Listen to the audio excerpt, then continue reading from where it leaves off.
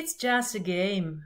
We are used at saying and hearing this expression, meaning with that the thing we are talking about is not so serious or difficult.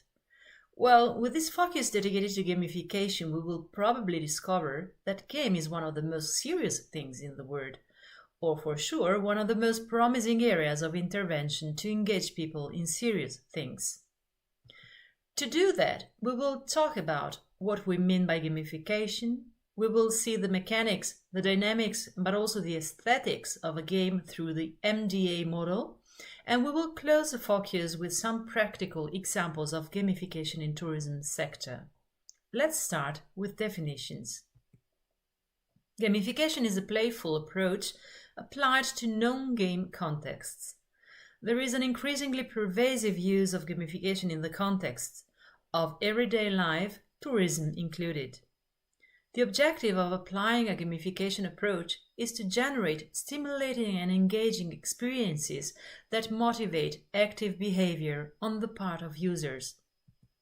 In this box, I collected some of the most important definitions from literature.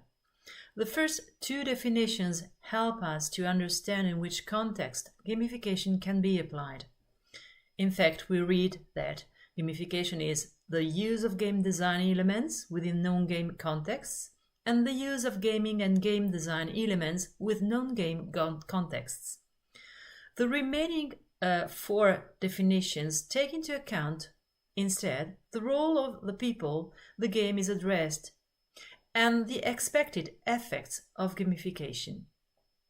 In these definitions, in fact, we read that gamification applies game mechanics to non-game related activities in order to change people's behavior, uses game techniques to make activities more fun and interactive, is the process of using game thinking and game mechanics to engage users and solve problems, and is the use of mechanics, dynamics, and aesthetics of play and game thinking to engage people, motivate actions, and promote learning and solve problems.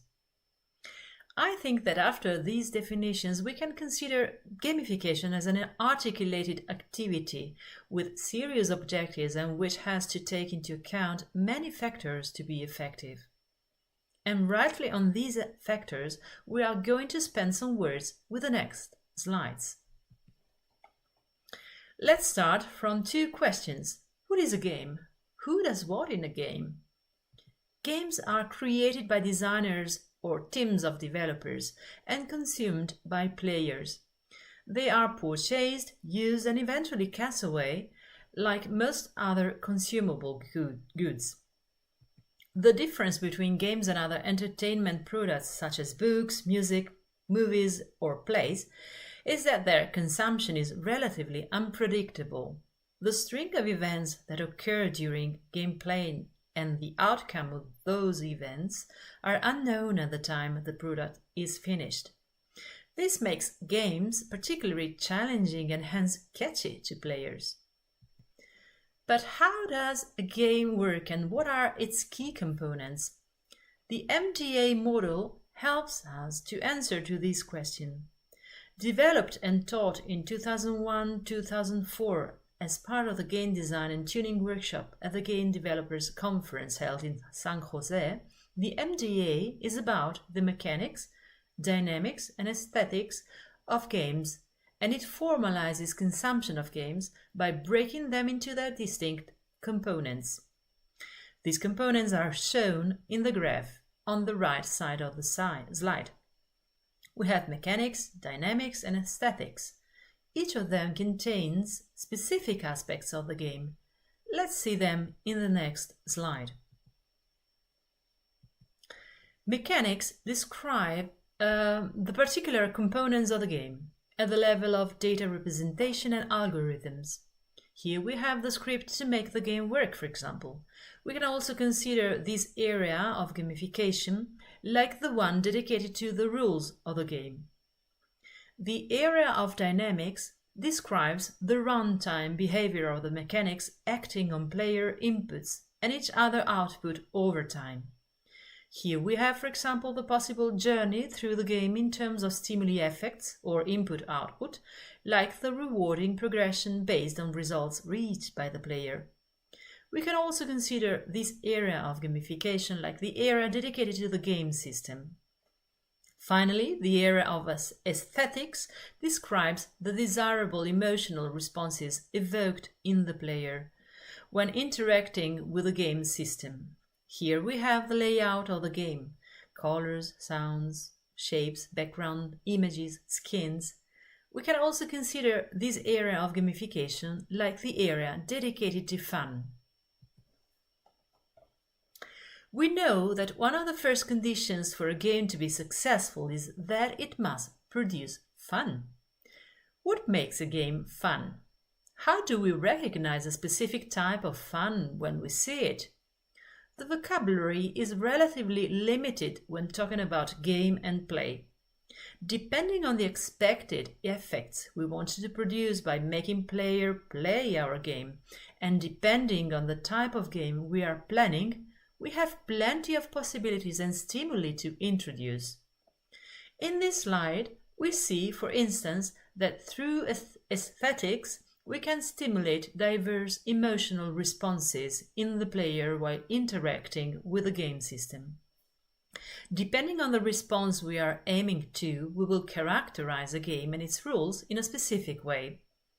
For instance, if we want to raise sensation, we will pay attention to sense pleasure mechanisms. If we want to propose a fantasy game, we will work on beliefs. If we want to make our game a narrative game, we will include drama factors.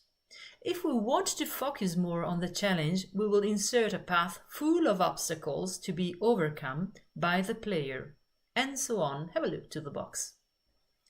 The topic of gamification is very broad and is also characterized by the increasingly numerous areas of application. This is not the place to address all these aspects. What may be useful to us, however, is to see some examples of the application of gamification mechanisms in the tourism sector in order to arouse interest in tourists and increase their involvement in the visit experience. This first example is about geocaching, a fusion between tourist travel and treasure hunt, like the name reminds us. It is a type of treasure hunt in which participants, called geocachers, use a GPS receiver to hide or find containers of different types and sizes. These containers are called geocaches, or more simply caches. A cache is usually a waterproof container that holds a log and often various small commercial items. The visitor can write in a logbook to document his successful search. The caches are then hidden again in the place where they were previously found. The find can be noted on the internet on the relevant page and, if necessary, supplemented by photos. So other people can follow the happenings around the cache. It is essential in the entire research and exchange process that the project is not recognized by other people present and that the cache remains hidden from lay people. In 2019, there were 3 million participants in the variety game called Cacher in many countries around the world, but their number is constantly growing. The geocaching community today has more than 10 million enthusiasts worldwide, and there are currently over 3 million hidden caches. In Italy, there are just over 20,000 caches, with a greater concentration in the north and center. Remaining in Europe, in Germany, there are over 400,000 caches. Let's watch the video which explains and presents the game. Geocaching is an any-day, anytime adventure that can take you to amazing and beautiful places, or even just to a place in your town that you've never been before. There are millions of geocaches worldwide. There are probably even some near you right now. Yes, you. To start finding them, just get out your phone or GPS. Go ahead. I'll wait. Then, create a free geocaching account and you're ready to go. The way it works is simple. Just choose the geocache you want to find, then navigate to its location. What you're looking for varies. Geocaches come in different sizes, shapes, and difficulties. Geocaching isn't always easy, so it's okay to get excited when you discover the cache. After finding it, sign the logbook. Trade knickknacks if you want, and log your find online.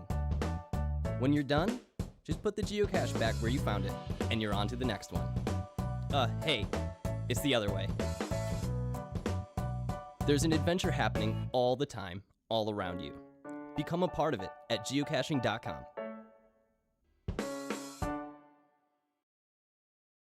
In 2018, the airline Transavia launches a campaign with a competition. Flights to various destinations are up for grabs. The aim of the game is to post the worst photos taken during a trip on Instagram.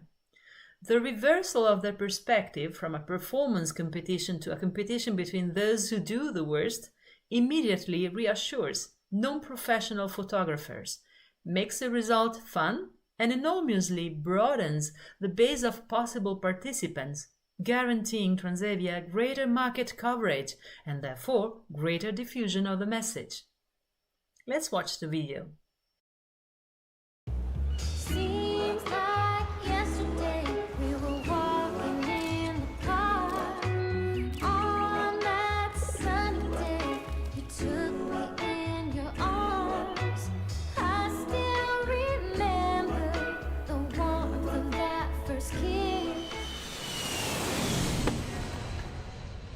It's time to find out if they have it.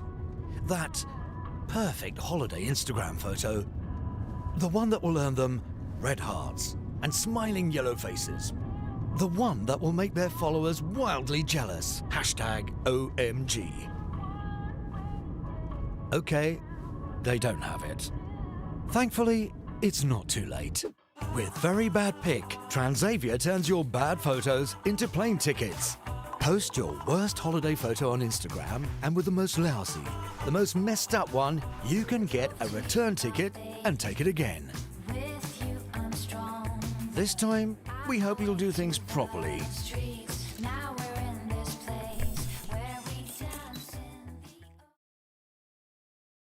Fine, we are at the end of the focus on gamification. In case you were interested to dig into this topic, I remind you to the further information materials available in section 2 of our INCULTUM platform.